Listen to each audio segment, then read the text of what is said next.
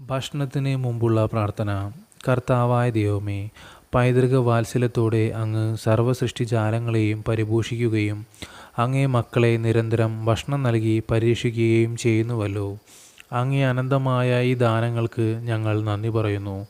ഞങ്ങളെയും അങ്ങേ കാരുണ്യത്താൽ ഞങ്ങൾ ഭക്ഷിക്കാൻ പോകുന്ന ഈ ആഹാരസാധനങ്ങളെയും ദയാപൂർവം ആശീർവദിക്കണമേ. വചനത്താൽ വീര്യമാർജിച്ച് വിശ്വാസത്താൽ കൂടുതൽ ശക്തരാകാനും അങ്ങേ രാജ്യത്തിനായി തീഷ്ണതയോടെ പ്രയത്നിക്കാനും ഞങ്ങളെ പ്രാപ്തരാക്കണമേ. കർത്താവായ ക്രിസ്തു വഴി ഞങ്ങൾ സമർപ്പിക്കുന്ന പ്രാർത്ഥന കേട്ടരുളണമേ. ആമേൻ. സ്വർഗസ്നായ ഞങ്ങളുടെ പിതാവേ, അങ്ങയുടെ നാമം ഉചിതമാകണമേ. അങ്ങയുടെ രാജ്യം വരണമേ.